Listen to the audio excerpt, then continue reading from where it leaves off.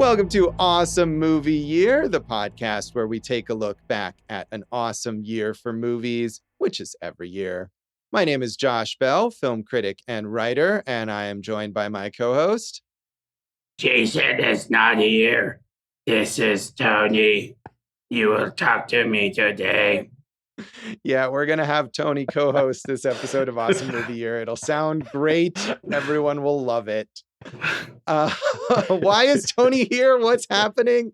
Well, it is October, and so in between our seasons of Awesome Movie Year, we are looking at some scary movies for the Halloween season.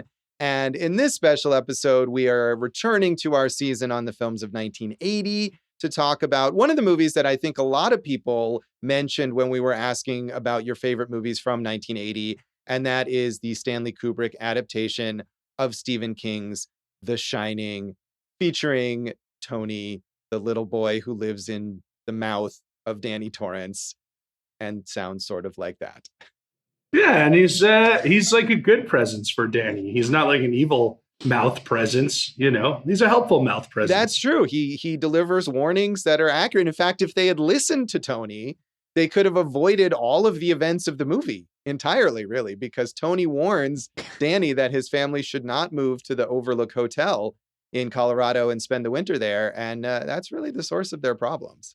You wonder, though, Josh, is that the source of their problems, or was, Jack Torrance gonna, break down in one way or another eventually anyway? That is true. And that is, I think, one of the issues that maybe we'll talk about that differs here between the film and the book. But I think you're right. In the way he is depicted in this movie, Jack Torrance is probably going to snap one way or another. It helps that he has evil ghosts kind of egging him on, but probably something bad would have happened with him at some point. I mean, not just that. He's cabin fever, right? You're stuck in this huge, massive hotel for 5 months, and clearly he's not much of a writer.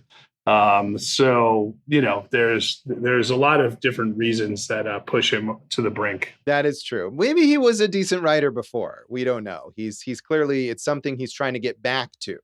So this movie is something that we now think of as this like towering classic. I mean, I think that's why we're talking about it. That's why so many people suggested it to us as something to talk about. But at the time that it was released, it was not particularly well received. It did all right at the box office. It grossed $47.3 million on its budget of $19 million. But I was watching this movie and thinking about so many of the, particularly just the technical achievements. I mean, the set design in this movie and the cinematography is just outstanding. And I was thinking, this must have been nominated for some Oscars, not remembering. And I've seen this movie before, and I'm sure I've looked up info about it before.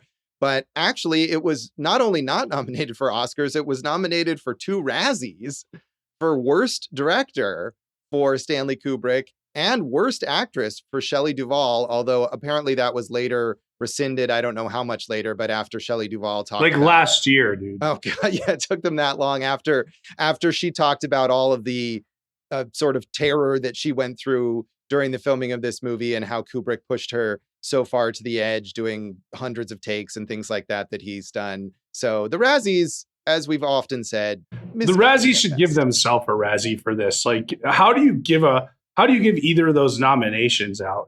Shelley Duvall played that terror, and like she had to play the opposite of it of what Jack Nicholson was doing to show just how horrifying the situation was. And as you said, man, there's so many iconic shots, the sound design, the music, the use of Steadicam, like F off the Razzies. And then also when they said like, oh, well, we rescind this because we know Kubrick didn't treat Shelley Duvall. I don't know, whatever the particulars are, like rescind 1,000 of your nominations if it's because a director mistreated an actor or something like that. Like, you're garbage. You're a Razzie. Shame on you. Shame on you, Razzies. I agree. And I think furthermore, as you said, like, this isn't a bad performance anyway. It's not like, well, we'll excuse it because she was under this particular stress or whatever. It's terrible. I think probably, what Kubrick did in order to get that performance, but it's a really good performance. I think it's really convincing in its terror. And I think even in earlier scenes where she's not running in terror, there's a lot of convincing sort of trauma and having dealt with abuse and things like that come through in this character. Maybe it's different from Stephen King's characterization, and he was one who objected to that, and maybe that was colored some of the reactions at the time. But for what it is within the film, I think it's a really good if anything, you want to say maybe the character's not written fully three-dimensional. That's a fair critique, Yeah. 2 dimensions or whatever. But, Josh, right off the bat, I've never read the book. Have you?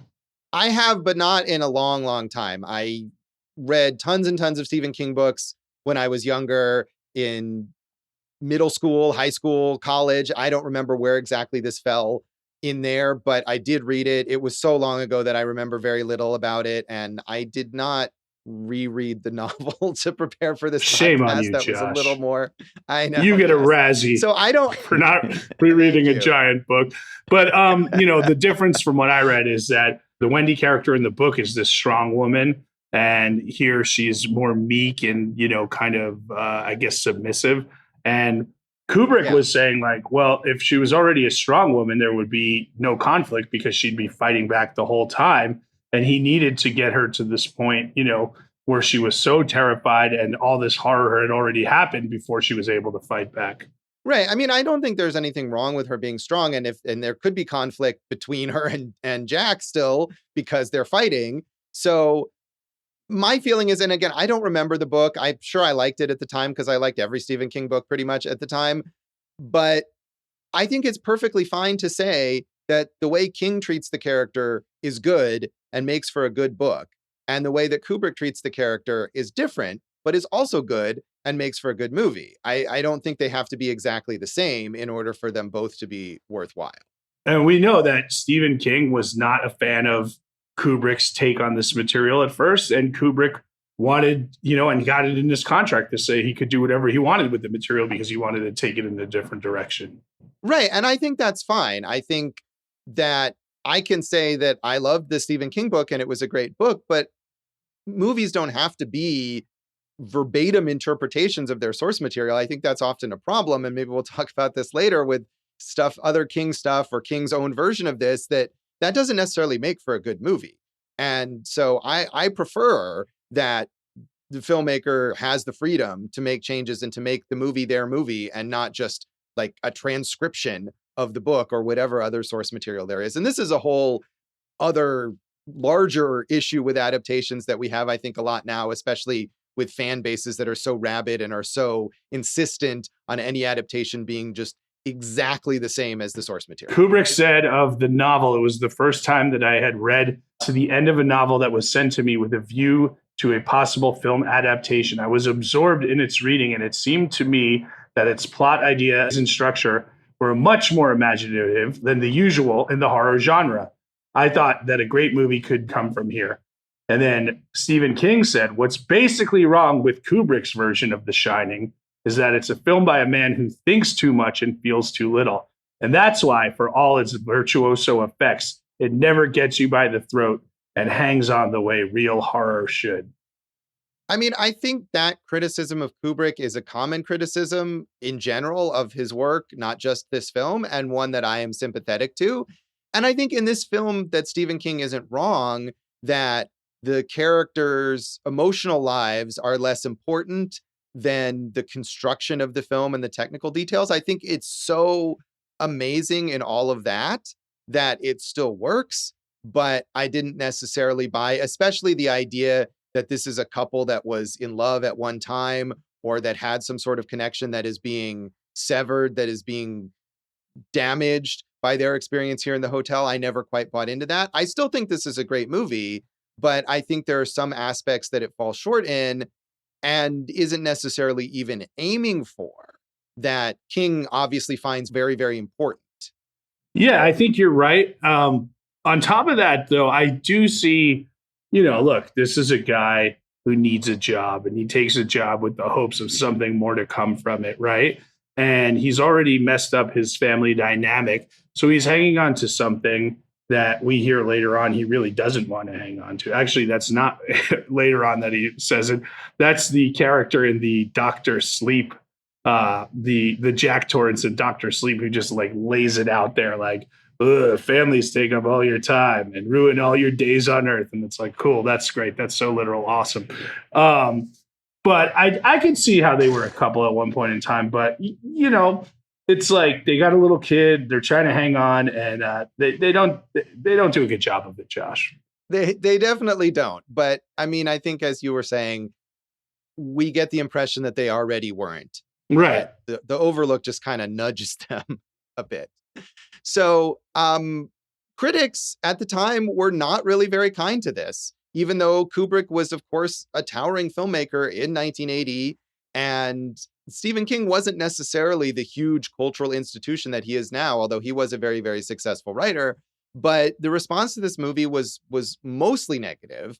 Janet Maslin in the New York Times was one of the more generous critics. She said, "Meticulously detailed and never less than fascinating, The Shining may be the first movie that ever made its audience jump with a title that simply says Tuesday." In The Shining, Mr. Kubrick tries simultaneously to unfold a story of the occult and a family drama. The domestic half of the tale is by far the more effective, partly because the supernatural story knows frustratingly little rhyme or reason, even by supernatural standards. Many of the film's more bewildering, nightmarish touches are ill-explained holdovers from Stephen King's novel, upon which Mr. Kubrick and Diane Johnson base their shrewd and economical screenplay. Most of their alterations in the story, which has been changed and improved considerably, have the effect of letting it run deeper. I guess, yeah, I mean, you can question certain things. One thing I question is how economical can a screenplay be for a 2.5-hour movie, but that's me. Right. Well, when you're adapting a novel, and this is not as long as a lot of other Stephen King novels, but certainly as a Stephen King novel, I'm sure it has a lot of things that you can pare down. I mean, without the occult elements, it's just a family drama about a unit falling apart. I felt the occult stuff, I guess, or supernatural stuff worked really well here. Yeah, I agree. I mean, one of Stephen King's complaints was that Kubrick toned that down a lot from the novel, and the idea in the novel that really Jack Torrance is like possessed by the evil spirit of the hotel, and it's not him doing these terrible things. And I think it's better, more interesting maybe, when it is seizing on aspects of his personality that it amplifies. But there are supernatural things in the novel that are left out here, I think, or changed or toned down. But yeah, I mean, I wouldn't want to see this as just a drama about a marriage falling apart while they're in isolation or whatever. I don't think that would be nearly as interesting. One of the other things that, like, every review that I looked at says this movie is not scary.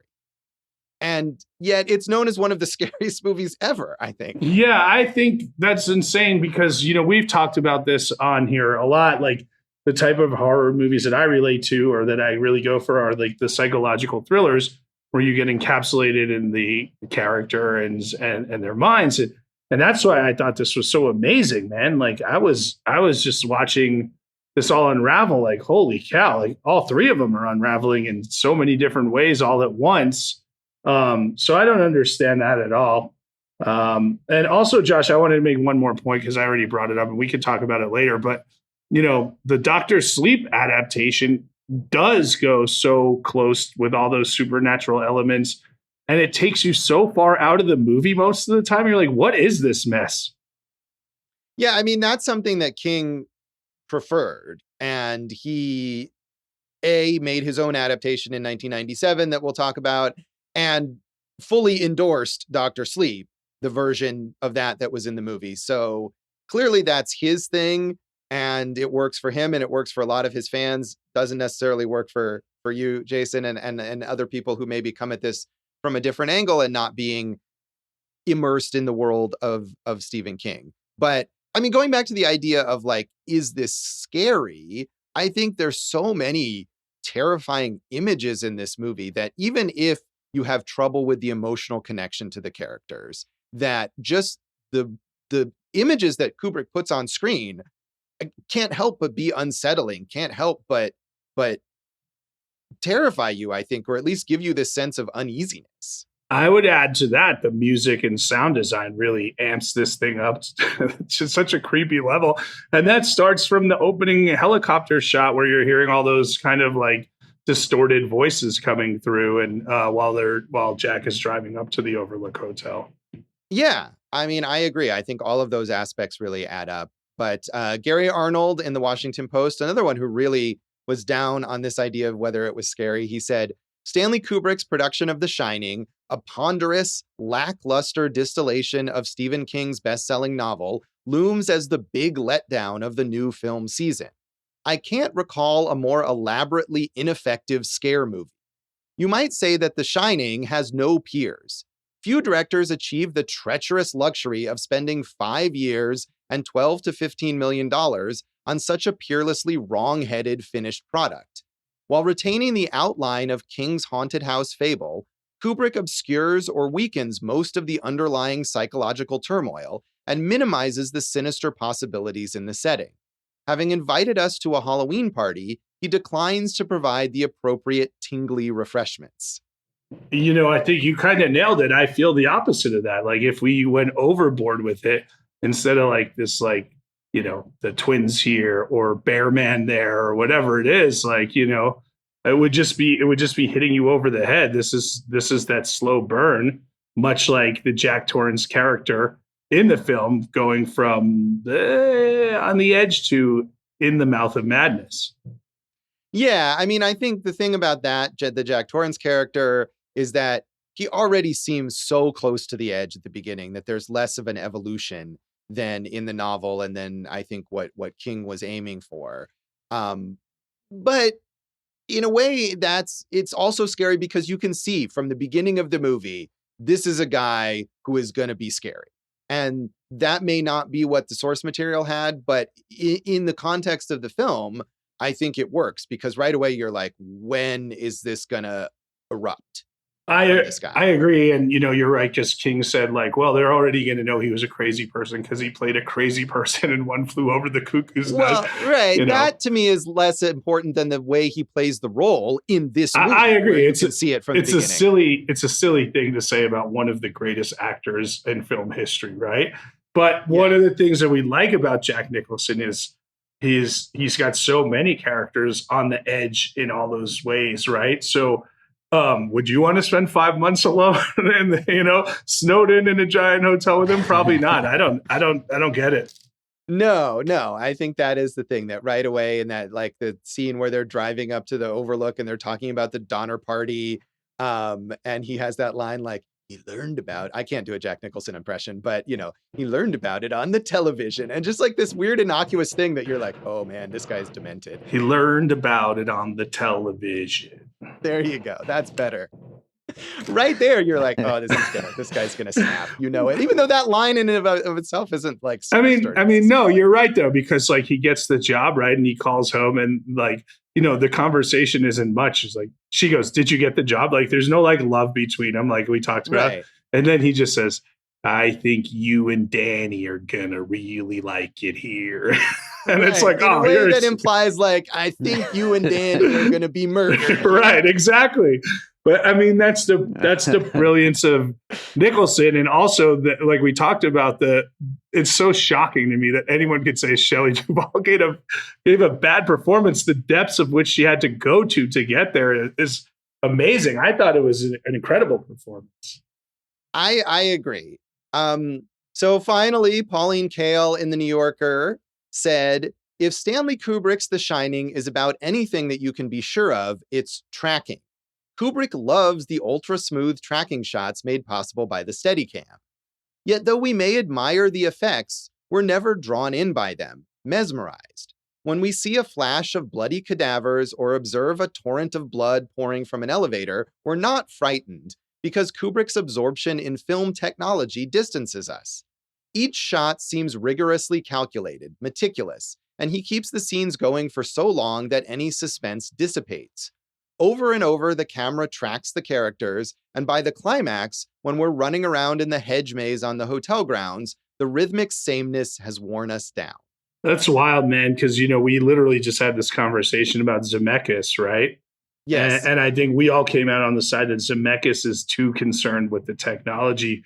But for Kubrick, I feel like all the technology he developed, at least, from all the things I've seen, like played really well. And I would disagree on that right away, because those Steadicam shots, like where Danny's like kind of exploring the space, right? And it's like, you hear him on the hard floor, and then you hear him on the carpet and the hard floor again. And like right off there, that's unsettling and really great sound design, right?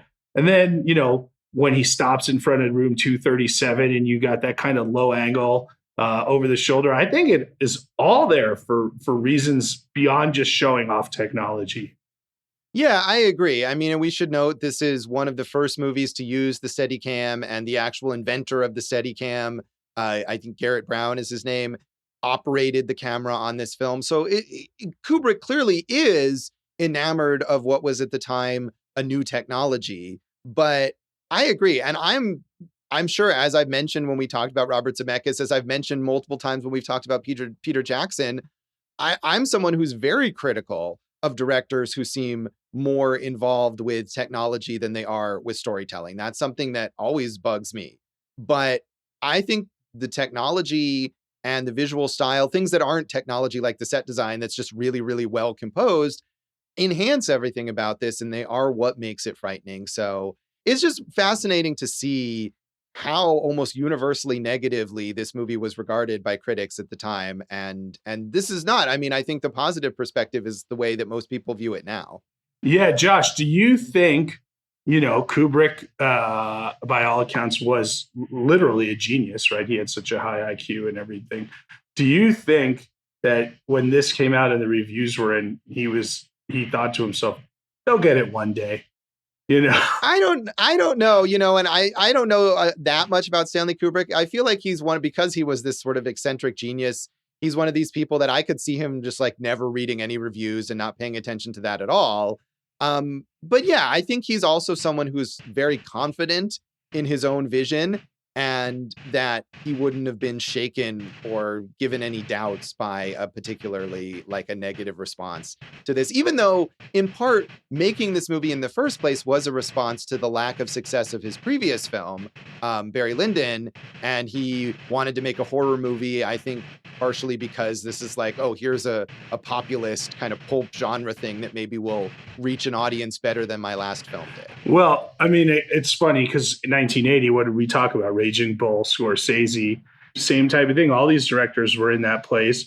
But if you talk to like filmmakers, right? How many well-known filmmakers love Barry Lyndon, right? It's a totally, it's just, I got nothing else, Josh. That's it. Right. I mean, I haven't seen Barry Lyndon, but that is obvious. Yes, is also a movie that is incredibly well regarded now. Not as famous as The Shining, certainly, but very, very beloved by critics and filmmakers, as you're saying. Josh, what's interesting though is, right, like we're talking about Scorsese and Kubrick in 80, and it's like, oh, we need to get a hit. We're going to do something more mainstream. So they do Raging Bull and The Shining. Tell me today where those two would fit in and what Marvel movie would give them this type of freedom, right? Right. I will say that right now, if there was a filmmaker who was thinking I need to make something more mainstream, adapting a Stephen King novel is a thing still that would be done. But yeah, would they do it in this incredibly auteurist way? Maybe not. Yeah.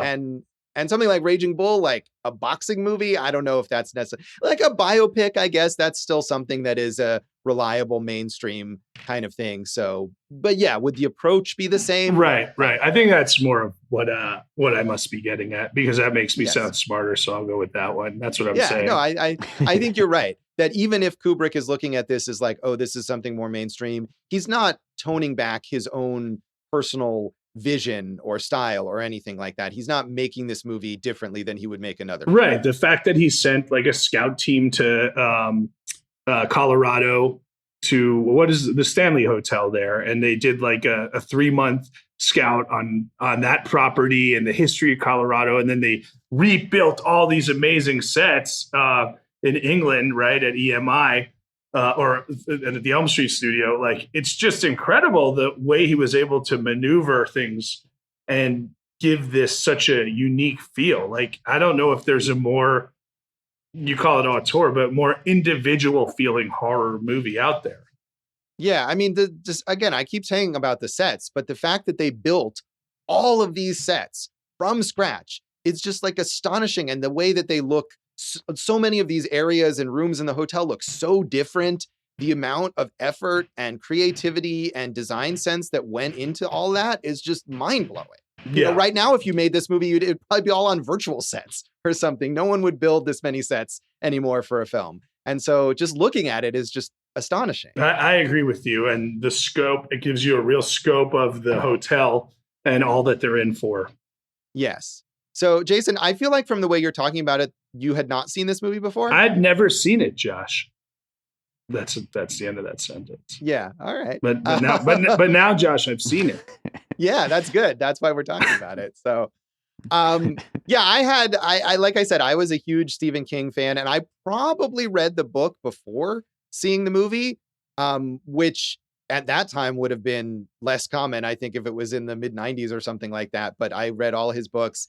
And I think when I saw this movie at first, probably around that time when I was in junior high or high school or something like that, I was such a hardcore Stephen King fan that I think my impression of it was not that great. It was like, King is right. It doesn't capture his book or whatever.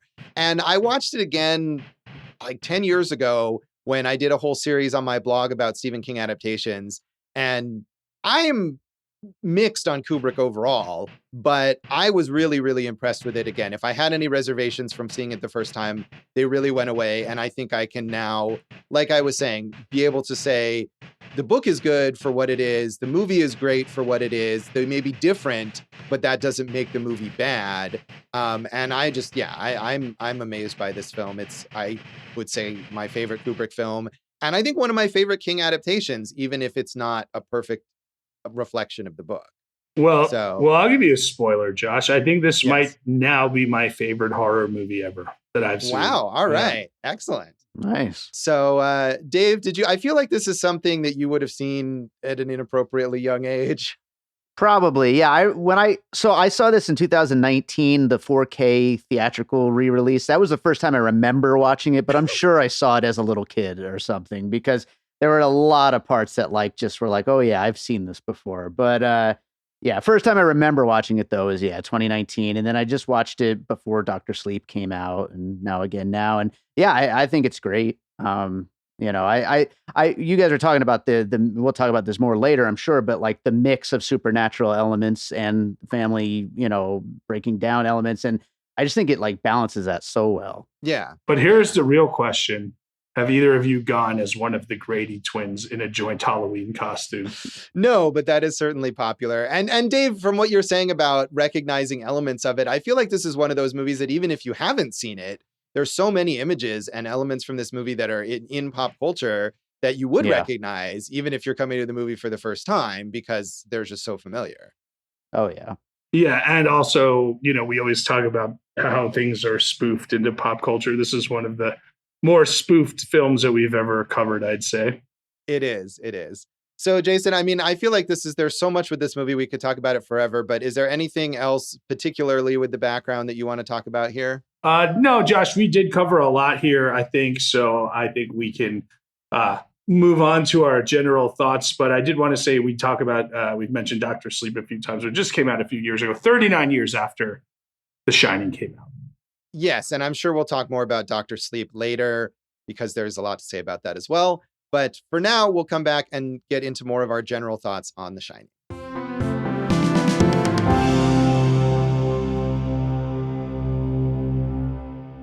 Welcome back to Awesome Movie Year. In this special Halloween episode, we are returning to 1980 to talk about Stanley Kubrick's version of Stephen King's The Shining. And we've really delved into a lot here already, especially related to how this adapts the book, which, Jason, I know that you haven't read and I don't remember a lot about, but there is a lot of tension there between Stephen King and this film in terms of how he perceived it. But you said that this is now maybe your favorite horror movie of all time? I think it is, because I never like watch a movie and then within maybe a day think to myself like, I gotta watch that again like right now because like I feel like this is one of those movies that's so absorbing, right? The first time you're watching it on the level just to see it, but like there are so many things I'm sure I didn't see, and we know like he's a quote unquote Easter egg guy, right? And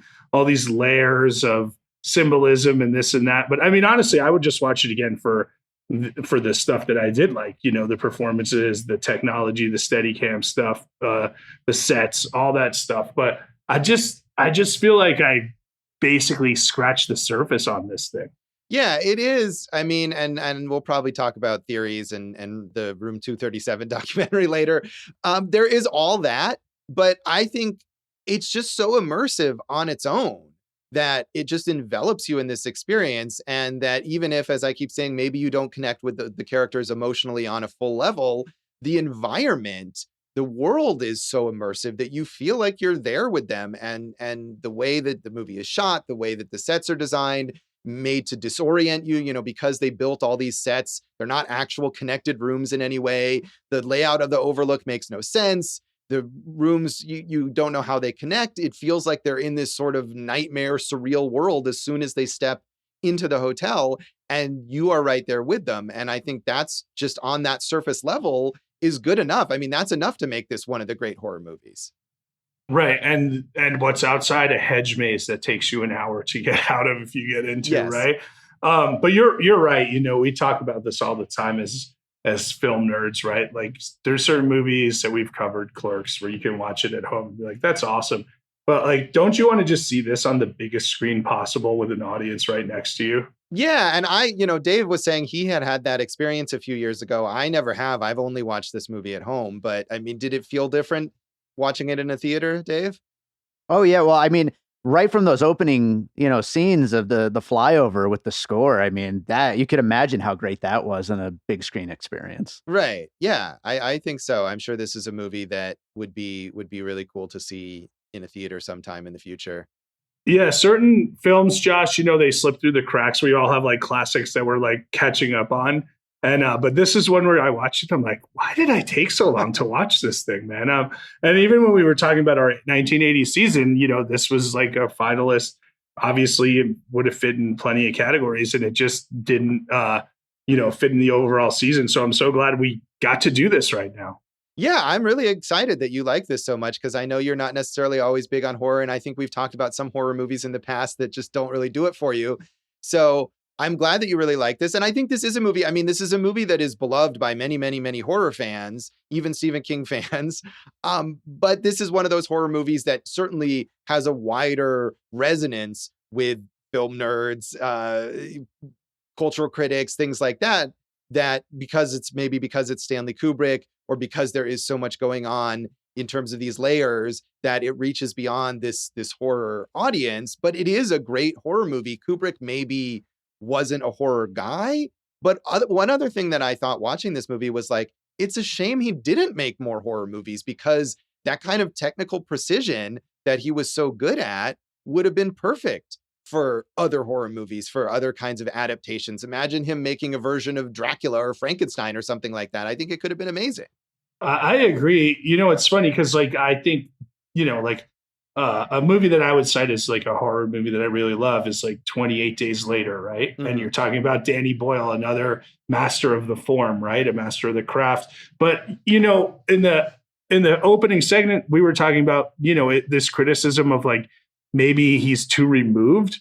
But I think that really worked for this, because he was so focused on creating something Kubrickian, that like, it just is its own thing. And what a thing it is. And to go further, Josh, I would say like after watching this, like I would totally ask you guys, now that you know how much like I like this movie, what are some other horror movies that I have missed over the years that I should go see?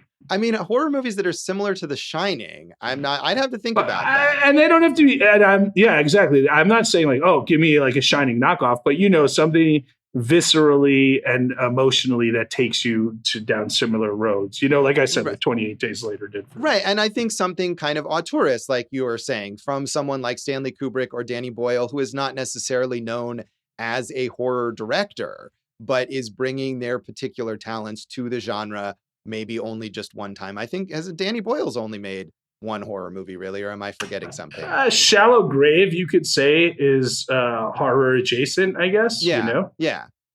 So yeah, I'd have to think about that, but I'm glad you're so excited about horror now. Jason, you were just saying just recently that you really loved X earlier this year, and we brought up The Shining as a puzzle piece on that episode. I think that kind of certainly has some of this kind of cinematic language going on in X as well. And then Josh brought up The Shining on our Midsommar episode a couple of years back. So the Ari Aster, the kind of A24 horror that's very popular right now, kind of uses some of these kind of ideas. Yeah, I got to catch up on Ari Aster. And X I liked, I didn't love, but I do want to watch Pearl.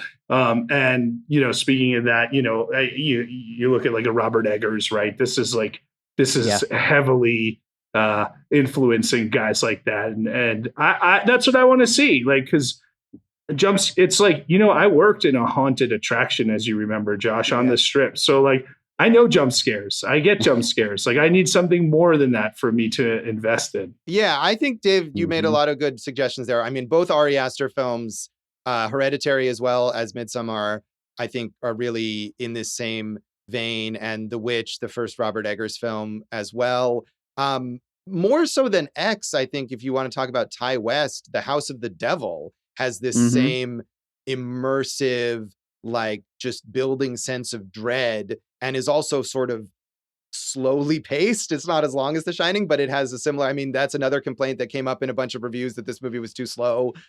But I think in a good way that movie is. So those are all, I mean, I'm sure we could do a whole episode on, do a breaking it apart episode, right? Yeah. Dave, on The Shining. We're already working on it, guys. Its influences, but those are all some good suggestions. Yeah, I mean, like, going back just in my mind to things that I like, I always liked like The Others. I liked Stoker, stuff like that, which is as much about setting a mood as it is about like the results of the piece. Right. But I also think we shouldn't discount the actual scariness of this film. Like I was saying, I mean, you see the Grady twins, they're creepy as hell. You see the blood gushing from the elevator. That's horrifying. The reactions that Danny has, little Danny Lloyd, who plays Danny Torrance in this film, and the faces that he makes, it's scary.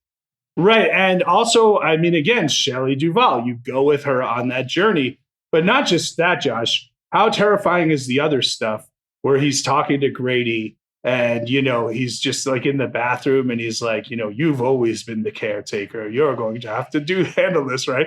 And it's this calm hallucination that he's having that it's like, oh man, this is just getting worse and worse. And like, I like those scenes where he's, talking to Lloyd, the bartender, or he's talking to Delbert Grady, who doesn't even, you killed your wife and chopped up your daughter. I don't recall that, and it's just like, where is this all going, man? So, and the famous reveal of, his book, all work and no play makes Jack a dull boy, is like, this is what you've been writing for 2-3 months. Like we're fucked here. Right. And I think another thing that reveal does is it shows you that deterioration has been going on from the start, right? That he didn't write all those pages that day when she's terrified of what he might do. He's been writing those pages. He's been immersed in this insanity for the entire time that they've been there. And it's conveyed all in just her looking through those manuscript pages.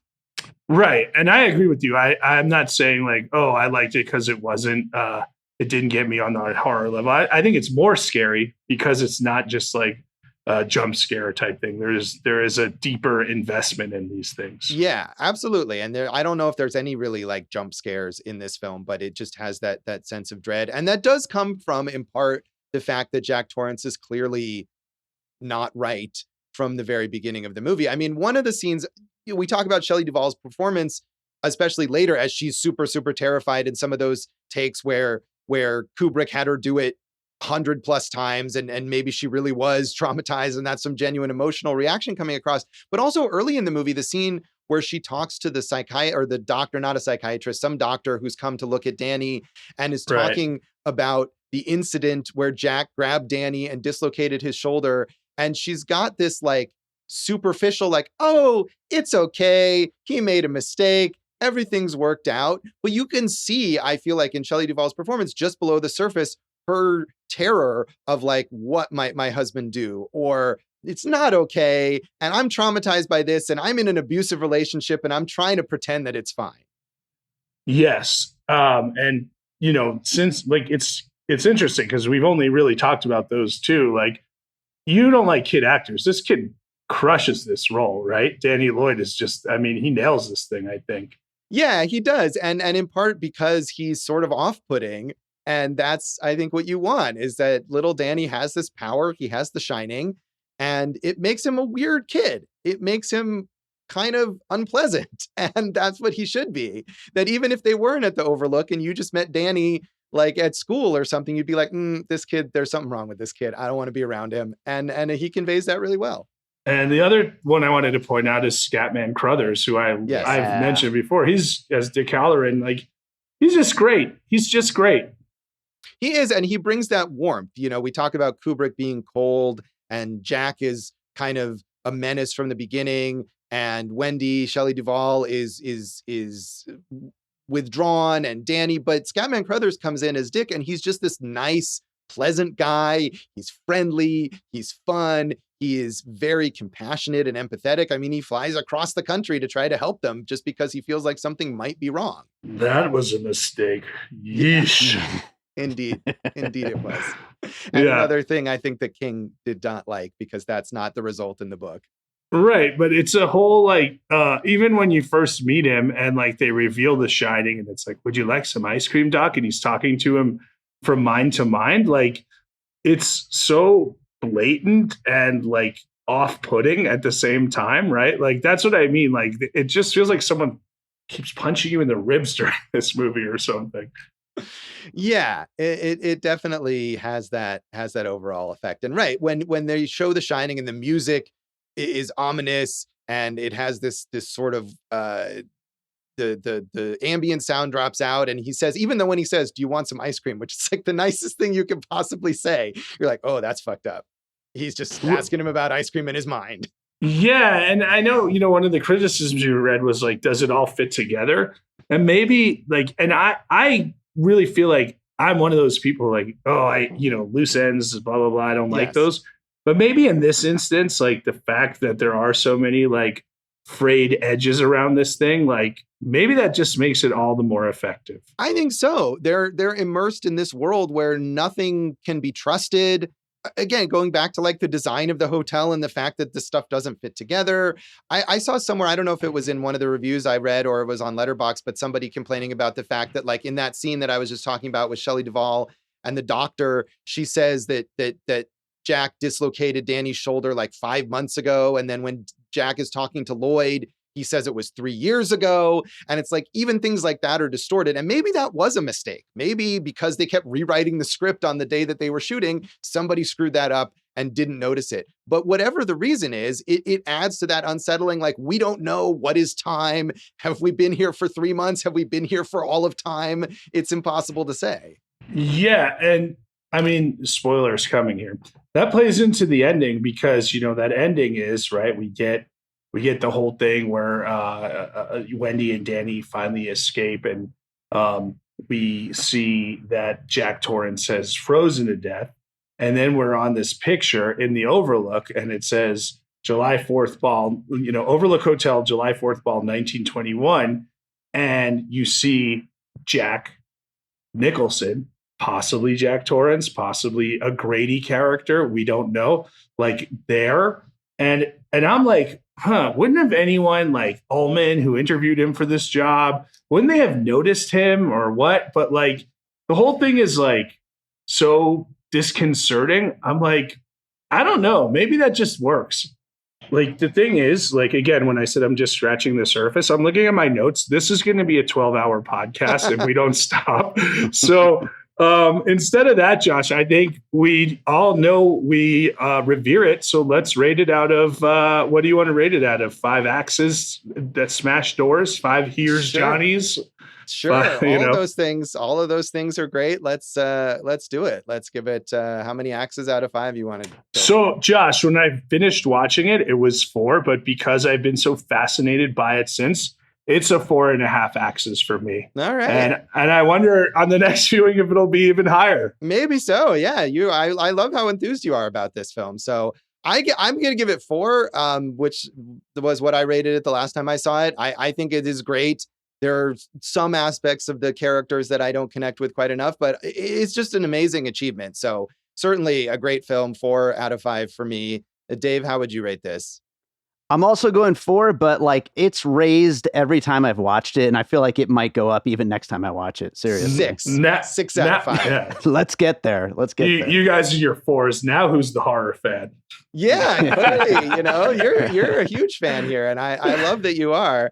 So yeah, there's a lot of theories and reflections and interpretations and all sorts of stuff, and we'll talk about some of that when we come back and do the legacy of The Shining.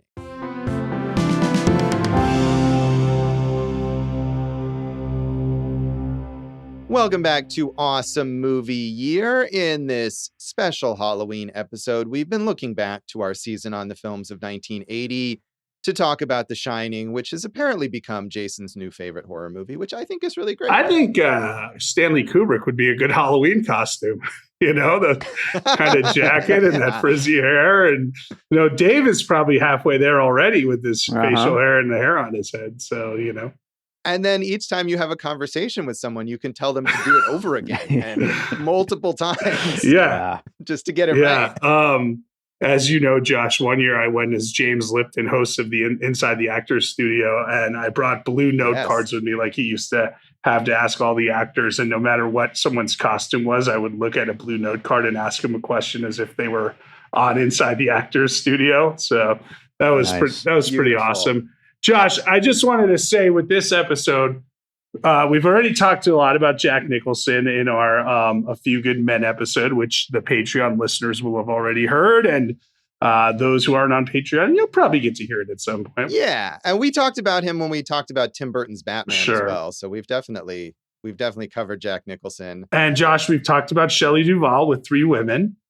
Yes. Yes, we have. And Josh, you've already announced our next season is 1953, which maybe we'll talk about the director of this thing, first feature. So we're going to really focus on other aspects of this film for this segment. Yeah. I mean, I think we can talk a little about Kubrick's post-Shining career, maybe not before this, but I mean, I was surprised to realize that he only made 2 more movies after this, that it took him a long time to get these movies going. He made Full Metal Jacket in 1987 and then Eyes Wide Shut just before he passed away in 1999. In fact, I think it was finished after he died.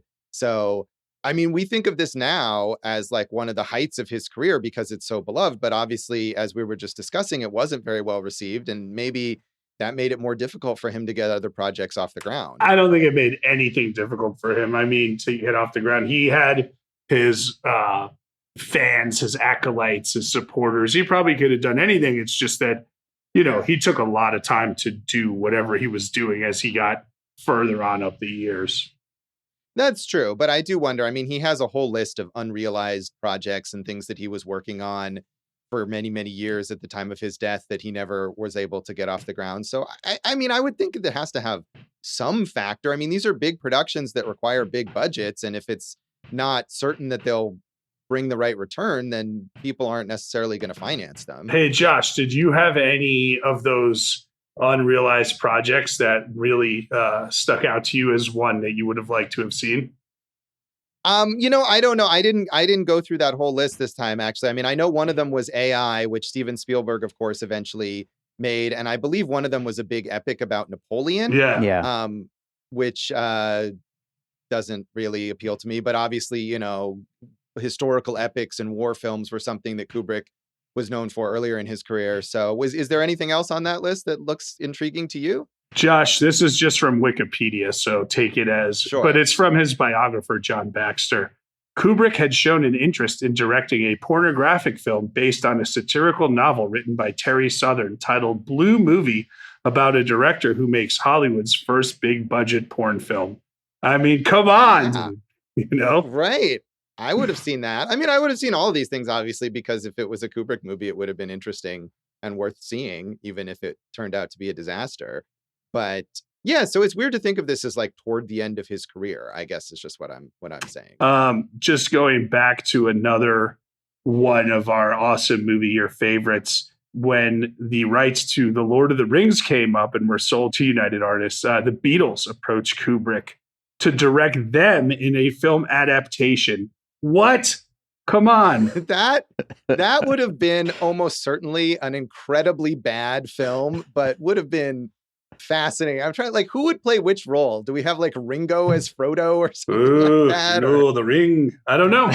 They made one. I mean, Richard Lester got good movies out of them. They weren't all Sergeant Pepper's Lonely Hearts Club Band, right? Well, I mean, those Richard, like Hard Day's Night or whatever. I mean, those are them playing themselves in movies about being in a crazy rock band. They're not playing hobbits and dwarves in a fantasy. And I guess they'd all four have to play different hobbits, right? You couldn't have like Paul McCartney. They're just going to trade off the role of Frodo. Well, no, he had his two friends in the films, right? So sure, he'd have to. You couldn't have like Paul McCartney being like, "You shall not pass."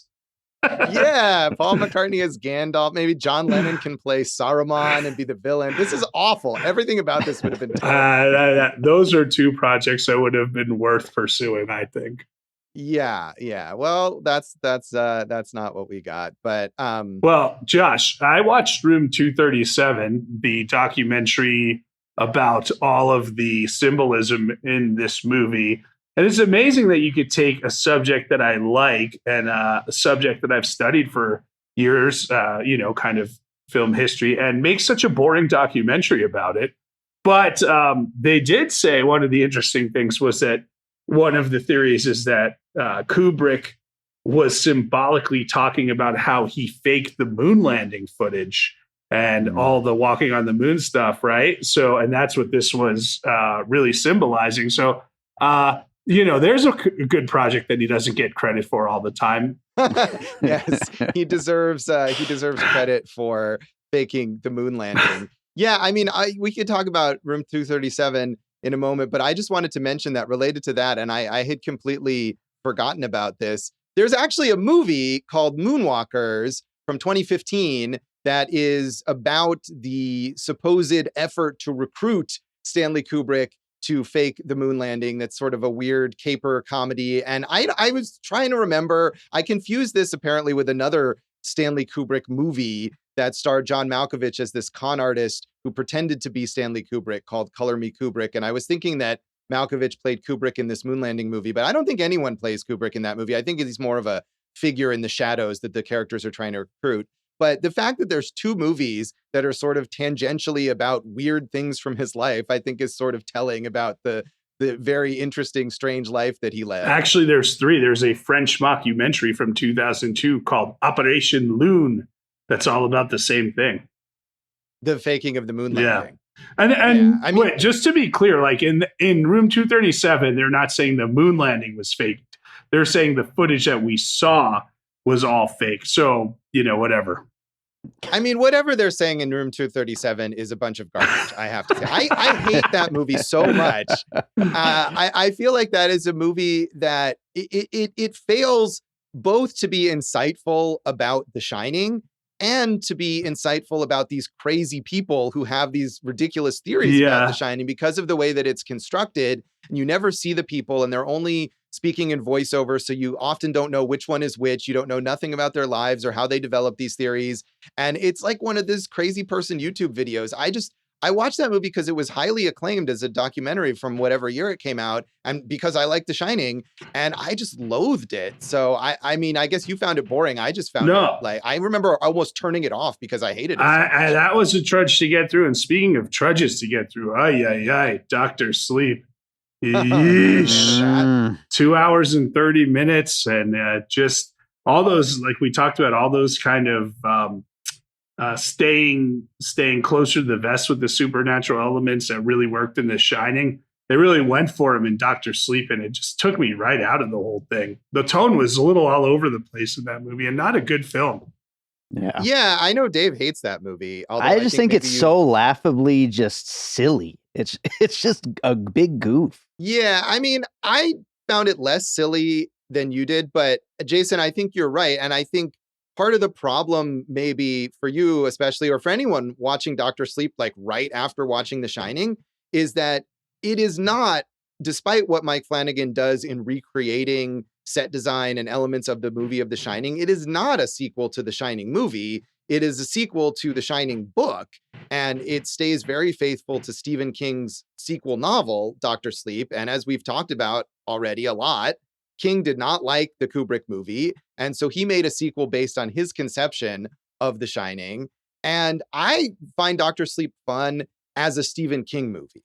All of those cheesy, overstated elements are very Stephen King. And Dave, as we've talked about, I know you dislike Stephen King, but I love Stephen King. And I think, I mean, sometimes that really doesn't work. But I think in Dr. Sleep, you know, Mike Flanagan is someone who's adapted multiple King things and is very much on King's wavelength. And as a cheesy supernatural thing, I find it enjoyable. I think Rebecca Ferguson is great as the villain, but No way. I can absolutely see how you would not enjoy it as a sequel to The Shining movie. I don't think any of those things worked, and I don't think she really worked either. But it's funny because, Josh, on the Dr. Sleep script, Stephen King said, everything that I ever disliked about the Kubrick version of The Shining is redeemed for me here. But meanwhile, Diane Johnson, the co-writer of The Shining, said of the book, The Shining, among us, I think she's talking about like literary professors, maybe. Among us, The Shining, the novel, is not a part of great literature. It is scary, it is effective, and it works without further ado. But it is precisely interesting to see how a very bad book can also be very effective. It's quite pretentious, but it's also true that it has less scruples when destroying it. One is aware that a great work of art is not being destroyed. Right. And I think that that really gets at these two opposite perspectives, whereas Kubrick and Diane Johnson are coming at this, and maybe Kubrick was a little less harsh about the book because we had that quote earlier where he talked about how fascinated he was while reading it, but they're still coming at it as just fodder for them to make the movie that they want to make, right? They're not having any sort of reverence for Stephen King or for that book. Whereas Flanagan is approaching it in the exact opposite way, that he is extremely reverent towards Stephen King and views King and The Shining and Dr. Sleep certainly as great works of art and is trying to respect that. And I guess I'm able to appreciate both of those approaches. I think it's fine, as I'm saying, for a Kubrick or any filmmaker to come in and take source material and discard elements of it and make it into their own thing. But I do enjoy Stephen King, and I do enjoy seeing adaptations that more capture his cheesy tone like Dr. Sleep does. So I feel like I can appreciate both, even though The Shining is a much, much better movie. Well, yeah, I don't mind both in theory. I just think Dr. Sleep doesn't work and The Shining clearly does. So, yeah, well, that's fair. That's fair. Guinness Book of World Records, Kubrick, the scene where I think our friend Shelley is screaming as maybe, is it the reaction to Jack cutting the door open 127 Probably. times? 127. Oh, wow. when she walks backwards up the stairs. Yeah, it's that Yeah. one. It's right. When she's walking back, up the stairs holding the baseball bat, that is the record for how many times did they do it? 127. Yeah, I feel like, I mean, I guess maybe Guinness has documented that, but I wonder if there's certain directors like David Fincher, who's known for doing ridiculous number of takes, who maybe exceeded that 127 number in one of his movies at one point. Yeah, you would think like maybe he'd be like, I'm going to break the record today. What a terrible record to break, and for the poor actors who were working with him. Circling back to the Stephen King sort of adversarial relationship with this, one thing that, Jason, that I know you didn't see, but that I have seen is Stephen King's own version, the 1997 TV movie that he wrote the screenplay for himself, that was directed by Mick Garris, who is a longtime Stephen King collaborator, has directed a lot of Stephen King TV movies, starring Steven Weber as Jack Torrance and Rebecca De Mornay as Wendy Torrance and Melvin Van Peebles as Dick Halloran. And it is a great example of why you don't always want to adapt Stephen King books in this reverent way. And I haven't seen it since then. And that was at a time when I would watch any Stephen King thing. And I was looking to see if maybe I had my VHS tape of it that I had recorded off TV, because I'm sure I did at the time, because I always did that. And I don't anymore. But it definitely captures nothing but the literalness of it. And another thing that it does, and that we haven't talked about, is that the hedge maze is not in Stephen King's novel. That instead King has like topiary animals that come to life, which just from a special effects standpoint were not feasible in 1980. And were probably not really feasible in 1997 either, but they did it anyway. And it does not look good. Josh, all I can say to that is no TV and no beer make Homer go crazy. Isn't it make Homer go something? Maybe go crazy. Yeah. Don't mind if I do. Right. I still remember all the lines from that. I did multiple people's lines very poorly. Yeah, you nailed it. That is, of course, the Shinnin, the Simpsons Treehouse of Horror parody featuring groundskeeper Willie as the Dick Halloran figure, who talks about the Shinnin. They're supposed to be making a Halloran origin series, which could be fun. How he got the. I think it was canceled. They put a stop on that, but because Dr. Sleep didn't do that well. But Overlook is still in development, right? About the hotel at Bad Robot. Is that true? Yeah, I think these are two different things. There was a potential sequel to Dr. Sleep that Mike Flanagan wanted to make that isn't happening. And then there is this TV series, Jason, that you're talking about, Overlook, that was in development at HBO Max from J.J. Abrams that they rejected, but it may still be potentially repurposed elsewhere. I kind of hope not. I feel like we've done this enough. Let's leave it alone. We talked earlier about how great the soundtrack is. Wendy Carlos had done another score, Clockwork Orange, for Kubrick, but also Tron after this, and also worked with Weird Al on the Peter and the Wolf thing, which is a really interesting project. I'm glad we got Weird Al back in there. Yeah, I think not that much of her music is used though, right? She was frustrated because so much of it is those existing like classical compositions that Kubrick throws in instead. Jason, you said, we were going to talk about some of the other stars here. Danny Lloyd, who plays Danny Torrance and who we've praised here, did not go on to have an acting career. He only did one more role in 1982 before retiring at age 10. And, at least he retired and didn't get trashed by the Razzies like that kid in Gloria, though. Oh, yeah, that poor kid. No, it seems like he had a perfectly nice life. He's gone on to become a teacher. He got to have a cameo in Dr. Sleep that they reached out to him to do his first on-screen role in however many, who was he? 40 years or whatever. He was just a spectator in a baseball game scene, I think. Something like that. I don't think he had a line necessarily, but they showed him on screen, just to get him in there. And Scatman Crothers, great in this. Of course, a great musician and did a lot of voice work. Jazz the Autobot in the Transformers. Dude, the Aristocats. I think he's got that big solo in the Everybody wants to be a cat. He also played Hong Kong Phooey and was in 4 Jack Nicholson movies, King of Marvin Gardens, The Fortune, and One Flew Over the Cuckoo's Nest, along with this one. Nice. Yeah, as we say, he's just this nice, warm presence in a movie that doesn't have very much of that. Yeah. And Josh, we should mention Diane Johnson. She wrote Les Affaires, Le Mariage, and Le Divorce, the last of which was a pretty big movie about 10 or 15 years ago. She wrote the books of those. Oh, yeah. Well, maybe the books were better. That movie wasn't very good. But I didn't see it. Yeah, well, that was a good call. I also wanted to mention the Overlook Film Festival, which I was kind of disappointed. I know it's become a big horror festival, and the first year of it actually took place at the Timberline Lodge in Oregon, which is where they shot the exteriors for The Shining, not, of course, the interiors that were designed in the studio.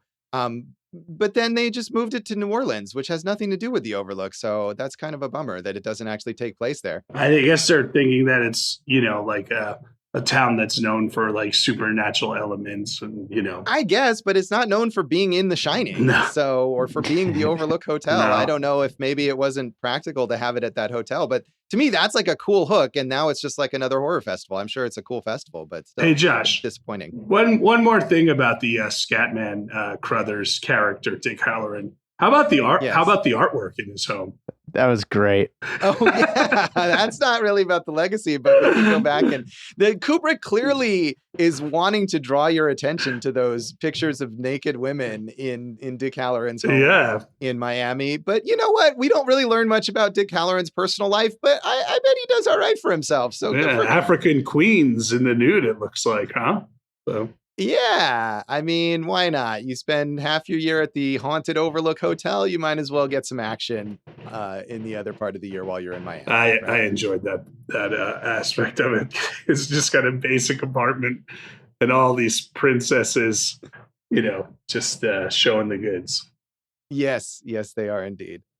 So anything else on the legacy of this film that you want to talk about here, Jason? No, as we said, Josh, there's more Kubrick to come from us, and I'm excited to go deeper. I've seen a lot of Kubrick movies. I know you have too, but there's still more on the list for us. There are indeed, and we're going to talk about early Kubrick in a couple episodes from now, which I'm not nearly as familiar with, so that'll be cool. But for now, that is The Shining, and that is this episode of Awesome Movie Year. You can mentally project yourself at us online and on social media. I'm telling them through my head right now where to find us. Yeah, nice. It's working. So, we're on social media, awesomemovieyear.com, Awesome Movie Year on Facebook and Instagram, Awesome Movie Pod on Twitter. I am Jason Harris Comedy or Jay Harris Comedy on all the social medias. Go for Jason on Letterboxd is much better than the website Go for Jason, which is stuck in a hedge maze somewhere. You can find me at joshbellhateseverything.com, which is also kind of stuck somewhere, at Josh Bell Hates Everything on Facebook, and at Signal Bleed on Twitter and Signal Bleed on Letterboxd. And you can listen to our producer David Rosen's awesome podcast, Piecing It Together. Check out Piecing It Together wherever you listen to podcasts, and follow us on social media at Piecing Pod. Dave, tell them about your special guest coming up on Piecing It Together. Dave always has a special guest. He's doing an episode with Tony.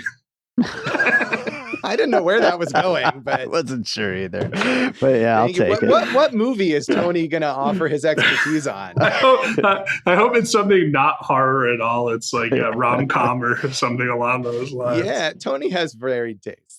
Ticket to Paradise, so, maybe. Jason, we have reached the end of our special Halloween interlude. And what is coming up in our next episode? Josh, it's the holiday season for you because it's the season you've been waiting for. It's episode 1 of our season on 1953, and it's the box office winner of that year, The Robe. So tune in next time for The Robe, and thanks for listening to Awesome Movie Year. Thank you for listening to Awesome Movie Year. Make sure to follow Awesome Movie Year on Facebook, at Awesome Movie Pod on Twitter, and at Awesome Movie Year on Instagram. And if you like the show, review us and rate us with 5 stars on Apple Podcasts.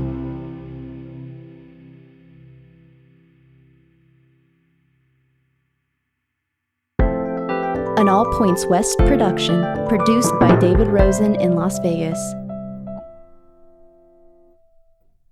Dave, you are hearing things. It's Tony.